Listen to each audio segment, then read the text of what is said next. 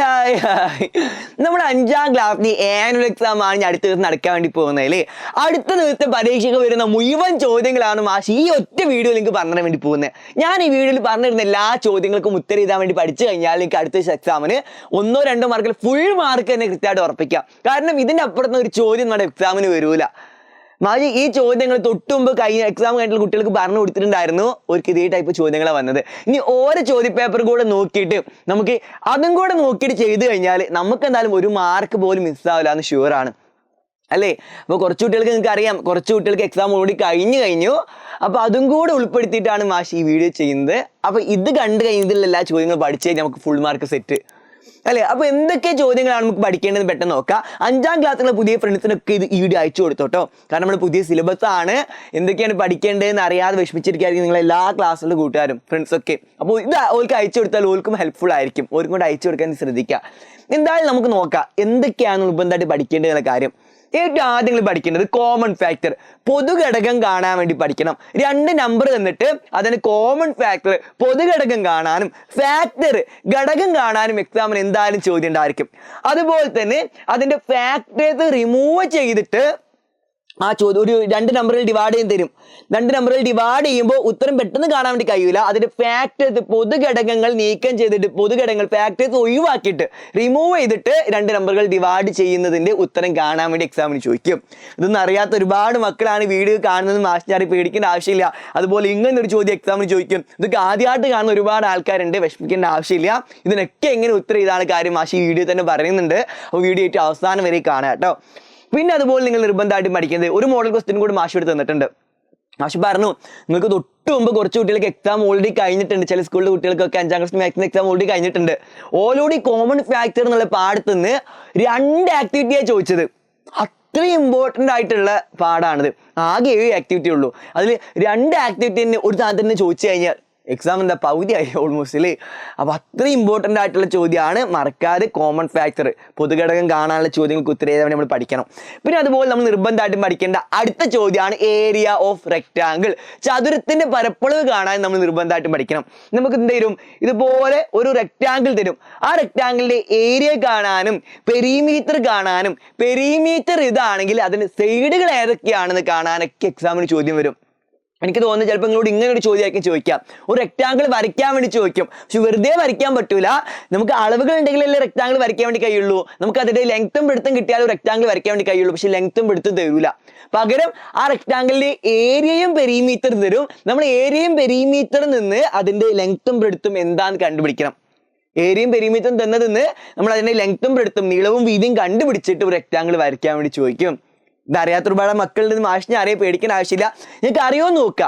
അറിയാത്ത ചോദ്യങ്ങളാണെങ്കിൽ അതിന് ഉത്തരം ഇങ്ങനെ കാണുക, അതെങ്ങനെ പഠിക്കാനുള്ള കാര്യങ്ങളൊക്കെ മാഷ് വീഡിയോയിൽ പറഞ്ഞു തരുന്നുണ്ട് കേട്ടോ. പിന്നെ അതുപോലെ അപ്പോൾ മറക്കേണ്ട ഒരു റെക്റ്റാങ്കിളിന്റെ ഏരിയ കാണാൻ, അതിന്റെ പെരിമീറ്റർ കാണാൻ, പരപ്പളവും ചുറ്റളവും കാണാൻ വേണ്ടിയിട്ട് ചോദിക്കും. പിന്നെ അതുപോലെ തന്നെ ചിലപ്പോൾ അതിന്റെ ഒരു സൈഡും ഏരിയയും നമുക്ക് തരും. എന്നിട്ട് നമ്മളോട് മറ്റേ സൈഡ് കണ്ടുപിടിക്കാൻ വേണ്ടി പറയും. ലെങ്ത്തും ഏരിയയും തന്നിട്ട് ബ്രെഡ്ത്ത് കാണാൻ ചോദിക്കും. നീളവും പരപ്പളവും തന്നിട്ട് വീതി കാണാൻ ചോദിക്കും. പിന്നെ ചിലപ്പോൾ ഇങ്ങനെ ആയിരിക്കും തരിക, വീതിയും പരപ്പളവും തന്നിട്ട് നീളം കാണാനായിരിക്കും ചിലപ്പം ചോദിക്കുക. ബ്രെഡ്ത്തും ഏരിയയും തന്നിട്ട് ലെങ്ത് കാണാൻ ചിലപ്പോൾ നമ്മളോട് ചോദിക്കും റെക്റ്റാങ്കിളിന്റെ. അപ്പോൾ ഈ ചോദ്യങ്ങൾക്ക് ഉത്തരം നമ്മൾ പഠിക്കണം. ഒക്കെ സിമ്പിളാണ്. അപ്പോൾ ഇതുവരെ പഠിക്കാത്തവരും വിഷമിക്കേണ്ട ആവശ്യമില്ല. നമുക്കിതൊക്കെ പഠിച്ചെടുക്കാവുന്നതേ ഉള്ളൂ കേട്ടോ. പിന്നെ അതുപോലെ നമ്മൾ പഠിക്കേണ്ട അടുത്ത ചോദ്യമാണ്, ഇതെല്ലാവർക്കും അറിയുന്ന സിമ്പിൾ ചോദ്യമാണ്. നമുക്കിതുപോലെ ഗ്രാഫ് തരും, ഇതുപോലെ ചിത്രം തരും. ആ ചിത്രമായിട്ട് ബന്ധപ്പെട്ട ചില ചോദ്യങ്ങൾ തന്നിട്ടുണ്ടായിരിക്കും. ആ ചോദ്യങ്ങൾക്കൊക്കെ ഉള്ള ഉത്തരം ആ ചിത്രം നോക്കി നമ്മൾ കണ്ടുപിടിക്കണം. അപ്പോൾ മാഷ് കുറച്ച് എക്സാമ്പിൾ ചോദ്യങ്ങൾ ഇവിടെ തരുന്നുണ്ട്. ഇത് തൊട്ടുമുമ്പ് കഴിഞ്ഞ എക്സാം കഴിഞ്ഞ കുട്ടികളോട് ചോദിച്ചിട്ടുള്ളതാണ്. അപ്പോൾ ഇതുപോലെ ചിത്രം നിന്നിട്ട് അതായിട്ട് ബന്ധപ്പെട്ട ചോദ്യങ്ങൾ ആ ചിത്രം നോക്കിയിട്ട് ഉത്തരം കാണാൻ വേണ്ടി നമ്മളോട് ചോദിക്കും. പിന്നെ അതുപോലെ നമ്മൾ നിർബന്ധമായിട്ട് പഠിക്കേണ്ട അടുത്ത ടൈപ്പ് ചോദ്യമാണ് ഡിവിഷൻ ആൻഡ് റിമൈൻഡർ. അതായത് ഒരു നമ്പറിനെ വേറെ നമ്പർ കൊണ്ട് ഡിവൈഡ് ചെയ്യാനും ഡിവൈഡ് ചെയ്ത് കഴിഞ്ഞാൽ വരുന്ന റിമൈൻഡർ കണ്ടെത്താനും നമ്മൾ പഠിക്കണം. ഇതും ഇമ്പോർട്ടൻ്റ് ആയിട്ടുള്ള ചോദ്യമാണ്. ഇതും തൊട്ടുമുമ്പ് എക്സാം കഴിഞ്ഞിട്ടുള്ള കുട്ടികളോട് 2 ആക്ടിവിറ്റി ആയിട്ടാണ് ചോദിച്ചത്. 2 ആക്ടിവിറ്റി ഇതിന്ന് ചോദിച്ചുള്ളത്. അപ്പോൾ നമ്മൾ അധികം ഇമ്പോർട്ടൻസ് കൊടുക്കൂല, ഡിവിഷനൊന്നും പഠിക്കേണ്ട ആവശ്യമില്ല, അല്ലാതെ ഞാൻ പാസ്സായി പോകും, അല്ലാതെ എനിക്ക് കേകട് കിട്ടുമെന്നൊക്കെ വിചാരിച്ചിരിക്കുന്ന ഒരുപാട് മക്കളുണ്ട്. നിർബന്ധമായിട്ടും ഡിവിഷൻ ഹരണം പഠിച്ചിട്ട് തന്നെ പോകണം. ഹരിക്കുമ്പോൾ ശിഷ്ടം എന്താണ്, ഹരിക്കുമ്പോൾ എവിടെയുള്ളതാണ് ശിഷ്ടം, എന്താണ് റിമൈൻഡർ, അതും കൂടെ നിങ്ങൾ പഠിക്കണം. അത് പഠിച്ചിട്ട് എക്സാമിന് പോകുക കേട്ടോ. ഈ ടൈപ്പ് ചോദ്യങ്ങളാണ് അവരോട് ചോദിക്കാറ്. അതായത് 2 കൊണ്ട് ഡിവൈഡ് ചെയ്യുമ്പോൾ റിമൈൻഡർ എത്ര, 4 കൊണ്ട് ഡിവൈഡ് ചെയ്യുമ്പോൾ റിമൈൻഡർ എത്ര, 5 കൊണ്ട് ഡിവൈഡ് ചെയ്യുമ്പോൾ റിമൈൻഡർ എത്ര, 10 കൊണ്ട് ഡിവൈഡ് ചെയ്യുമ്പോൾ റിമൈൻഡർ എത്ര, ആ ടൈപ്പ് ചോദ്യങ്ങളാണ് അവരോട് ചോദിച്ചിട്ടുള്ളത്. മാഷോട് ചോദിച്ചിട്ടുള്ള ചോദ്യം കൂടെ ഇവിടെ വെക്കുന്നുണ്ട്. ഇതിന് ഉത്തരം എഴുതാൻ വേണ്ടി നിർബന്ധമായിട്ട് നമ്മൾ പഠിക്കണേ. ഒരു നമ്പറിനെ വേറെ നമ്പറുകൊണ്ട് ഡിവൈഡ് ചെയ്തിട്ട് റിമൈൻഡർ എത്രയാണ്, ശിഷ്ടം എത്രയാണ് വരിക എന്നുള്ള ചോദ്യത്തിന് ഉത്തരം എഴുതാൻ വേണ്ടി നിർബന്ധമായിട്ട് നിങ്ങൾ പഠിച്ചിട്ട് പോകണം. പിന്നെ നിങ്ങൾ പഠിക്കേണ്ട അടുത്ത ടൈപ്പ് ചോദ്യമാണ്, മാഷ് പറഞ്ഞല്ലോ ഡിവിഷൻ ചെയ്യുമ്പോൾ റിമൈൻഡർ മാത്രം കാണാൻ പഠിച്ചാൽ പോരാ, ഡിവിഷൻ ചെയ്യാൻ നമ്മൾ പഠിക്കണം. അപ്പോൾ ഇവിടെ എന്താണെന്ന് വെച്ചാൽ 1768 പേനകൾ 10 പേനകൾ അടങ്ങിയ പാക്കറ്റുകൾ ആക്കി കഴിഞ്ഞാൽ എത്ര പാക്കറ്റ് ആക്കാൻ വേണ്ടി കഴിയും, അതുപോലെ എത്ര എണ്ണം ബാക്കിയാവും, അങ്ങനെയുള്ള ചോദ്യമൊക്കെ എക്സാമിന് ചോദിക്കും.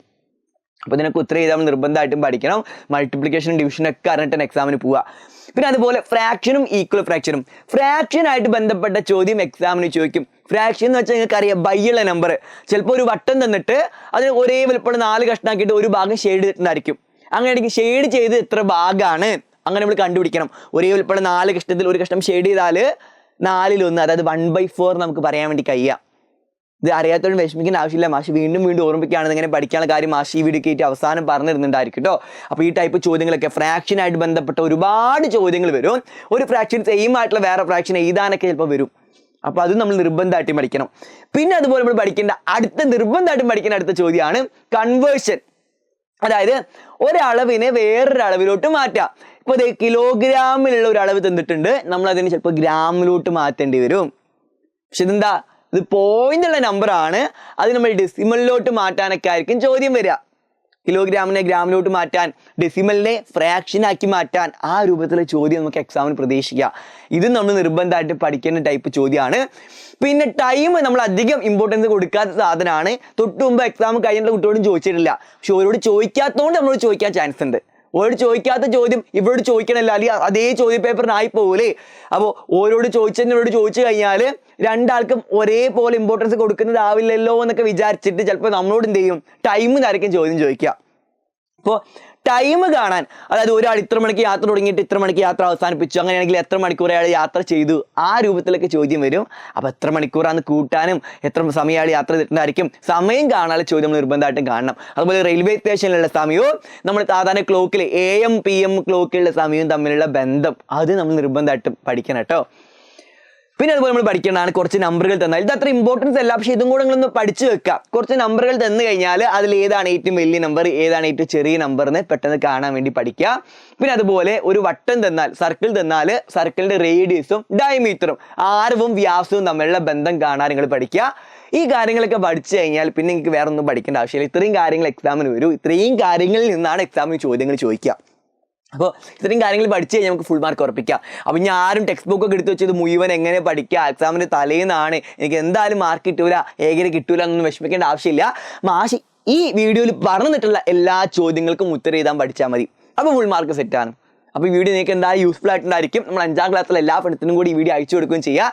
എല്ലാവരും പഠിക്കട്ടെ, എല്ലാവർക്കും ഏകരെ കിട്ടട്ടെ. അപ്പോൾ സിലബസ് മാറിയതുകൊണ്ട് എന്നെ എങ്ങനെ പഠിക്കാന്നൊക്കെ അറിയാതെ വിഷമിച്ചിരിക്കുകയായിരിക്കും നിങ്ങൾക്ക് ഈ വീഡിയോ യൂസ്ഫുൾ ആയിട്ടെന്ന് മാഷി വിചാരിക്കുന്നത്. ഈ മാഷി ഇതൊക്കെ എങ്ങനെ പഠിക്കാനുള്ള കാര്യം കൂടെ പറഞ്ഞുതരാം. അതും കൂടെ കാണാനായിരിക്കില്ല നിങ്ങൾ ഇത്രയും നേരം വെയിറ്റ് ചെയ്തിട്ടുള്ളത്. ഇത് പഠിക്കാൻ വേണ്ടിയിട്ട് തൊട്ട് മുമ്പ് നമ്മൾ ഈ ചാനൽ ലൈവ്സ് എടുത്ത് നോക്കിയാൽ തൊട്ട് മുമ്പ് ഇത് മാത്രം പഠിച്ചാൽ മതി എന്നുള്ളൊരു ലൈവ് ചെയ്തിട്ടുണ്ട്. ഇത് മാത്രം പഠിച്ചാൽ മതി എന്ന് പറഞ്ഞിട്ട് മാഷി ഒരു ലൈവ് ചെയ്തിട്ടുണ്ട്. ആ ലൈവ് നിർബന്ധമായിട്ട് നിങ്ങൾ കാണാം. നമ്മൾ മാത്സിൻ്റെ 5ാം ക്ലാസ്സിലെ ആനുവൽ എക്സാമായിട്ട് ബന്ധപ്പെട്ടിട്ട് ഇത് മാത്രം പഠിച്ചാൽ മതി എന്നൊരു ലൈവ് ഈ ചാനലിൽ വന്നിട്ടുണ്ട്. ആ മാത്സിൻ്റെ ലൈവ് നിങ്ങൾ നിർബന്ധമായിട്ടും കാണുക. അതുപോലെ എക്സാമിൻ്റെ തലേന്ന്, അതായത് ഇന്ന് വൈകുന്നേരം 7:30 ഒരു ലൈവ് നടക്കുന്നുണ്ട്. ആ ലൈവും കൂടെ കണ്ടു കഴിഞ്ഞാൽ മാഷി ഈ വീഡിയോയിൽ പറഞ്ഞിട്ടുള്ള മിക്ക ചോദ്യങ്ങൾക്കും, എല്ലാ ചോദ്യങ്ങൾക്കും ഉത്തരം എഴുതാനുള്ള ട്രിക്കും എങ്ങനെ ഉത്തരം എഴുതാനുള്ള കാര്യം മുഴുവൻ മാഷി പറഞ്ഞിരുന്നുണ്ട്. ആ ലൈവുകൾ കണ്ടു കഴിഞ്ഞിട്ട് എക്സാമിന് നേരെ പോയി കഴിഞ്ഞാൽ അതുപോലെ എക്സാമിന് ഉത്തരം എഴുതിയാൽ മതി, ഫുൾ മാർക്ക് സെറ്റ് കേട്ടോ. അപ്പോൾ ഇത് രണ്ടും പഠിപ്പിച്ചിരുന്ന ലൈവുകൾ, ഒരു ലൈവ് ഓൾറെഡി കഴിഞ്ഞിട്ടുണ്ട്, അതിൻ്റെ ബാക്കി ഭാഗമാണ് ഇന്ന് കൃത്യം 7:30 ലൈവിൽ നടക്കുക. രണ്ടും കൂടെ കണ്ടു കഴിഞ്ഞാൽ ഫുൾ മാർക്കിംഗ് സെറ്റ് ആയിരിക്കും. 2 ലൈവ് നിർബന്ധമായിട്ട് നിങ്ങൾ കാണുക. ഇന്ന് വൈകുന്നേരം 7:30 ലൈവ് അത്രയും ഇമ്പോർട്ടൻ്റ് ആണ്, അതും എന്തായാലും കണ്ടിട്ട് എക്സാമിന് പോകാം കേട്ടോ. പിന്നെ അതുപോലെ നിങ്ങൾ പഠിച്ച കാര്യങ്ങളൊക്കെ മറക്കാതിരിക്കാൻ വേണ്ടിയിട്ട് എക്സാമിൻ്റെ അന്ന് മോർണിംഗ് രാവിലെ 6:30 നിങ്ങൾക്കൊരു മോർണിംഗ് ബൂസ്റ്റർ മോർണിംഗ് ലൈവ് ഉണ്ടായിരിക്കും. ആ രാവിലത്തെ ലൈവും കൂടെ കാണുക, പിന്നെ ഫുൾ മാർക്ക് സെറ്റ് ആയിരിക്കും. അപ്പോൾ നിങ്ങൾക്ക് എക്സാമിനോട് ഒരു കോൺഫിഡൻസ് കിട്ടും, എക്സാമിന് എല്ലാ കാര്യം പഠിച്ചിരുന്ന് തോന്നൽ കിട്ടും, മുഴുവൻ കാര്യങ്ങൾ പഠിച്ചിട്ടുണ്ടായിരിക്കും.